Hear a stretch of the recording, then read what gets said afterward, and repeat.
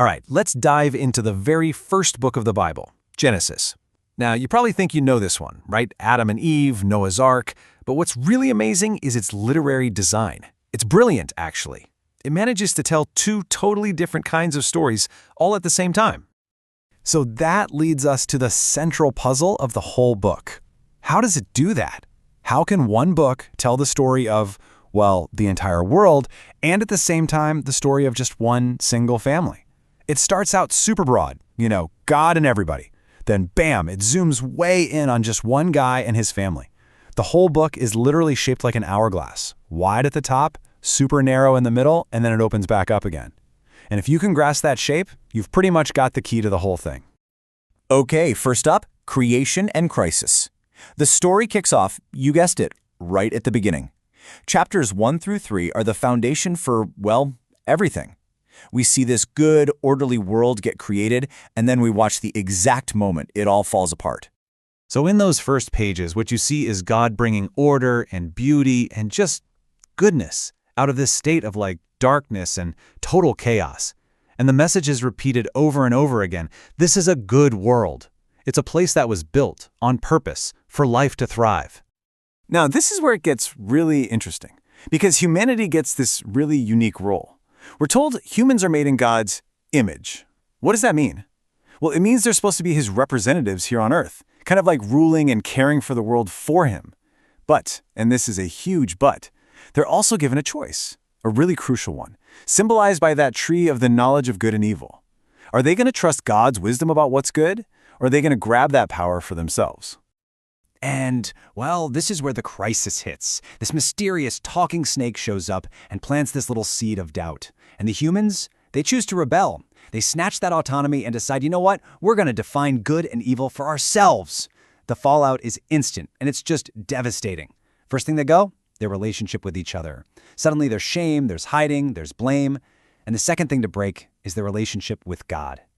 So that one act of rebellion, it doesn't just stay in the garden. Oh no. The next part of Genesis, chapters 3 through 11, it's all about the ripple effect. It's a downward spiral, and we get to watch how this one choice just spins completely out of control. And man, this spiral picks up speed fast. It starts with the very first murder, Cain killing his brother Abel out of pure jealousy. Then that violence just explodes with guys like Lamech, who's bragging about being even more vengeful than Cain. It gets so bad that text says God is just heartbroken by the corruption, and he washes the world clean with the flood, saving only Noah and his family. But even with a total reset, what happens? Humanity's arrogance just peaks again with the Tower of Babylon, this massive project to make a name for themselves and get to God on their own terms. So what's the point of all this doom and gloom? Well, these first chapters are basically giving a diagnosis of the human condition.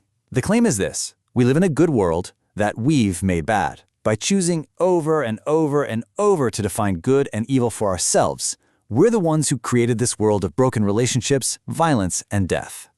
Which, leaves us with a pretty massive question. Humanity keeps getting a fresh start, and they keep blowing it. So after all this failure, what is God going to do? How is he going to fix this world he clearly still loves? And right here, this is the hinge of the entire book. The story takes this dramatic turn. Right after the whole Babylon disaster, the camera zooms way in from the entire world to just one guy, a man named Abraham. This is where God's rescue plan starts to unfold. And the contrast is just brilliant. Think about it. The people at Babylon, they tried to make a great name for themselves through their own arrogant project, and it led to total division and chaos.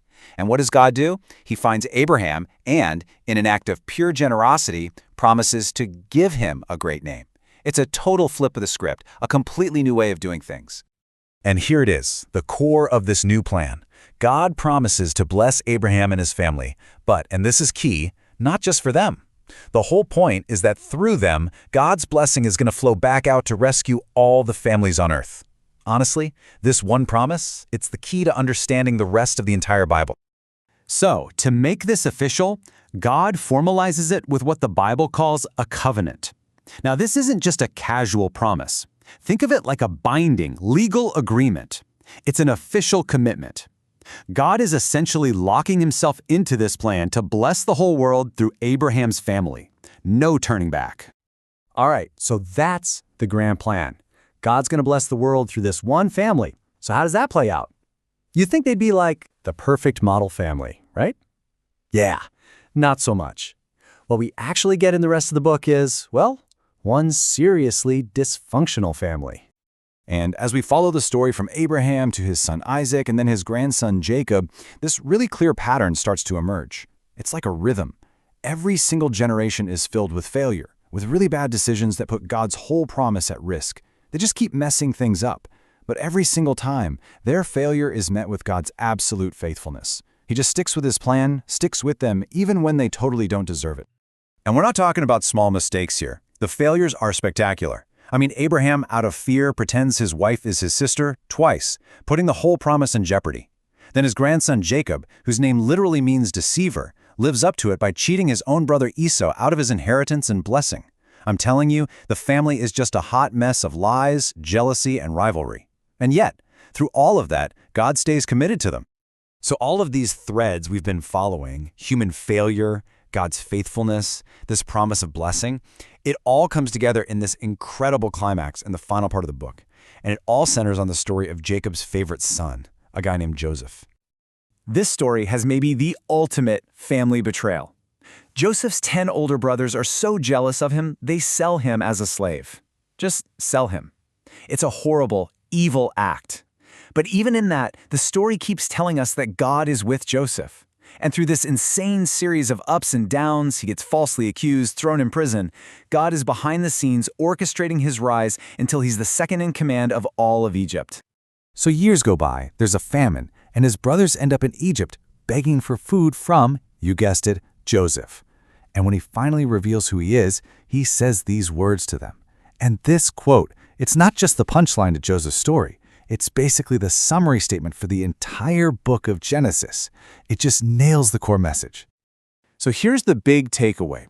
What Genesis shows us again and again is that human evil, human failure, human sin, it never gets the last word.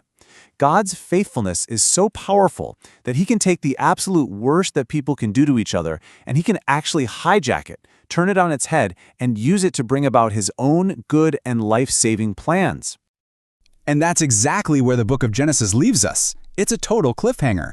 The promise God made to Abraham is still alive and kicking, but now his family, which has grown into a huge tribe, they're all living as guests down in Egypt. So you're left with this huge question mark, and you just have to turn the page to find out, how on earth is God going to fulfill his promise to bless the world through this family in this situation? What happens next?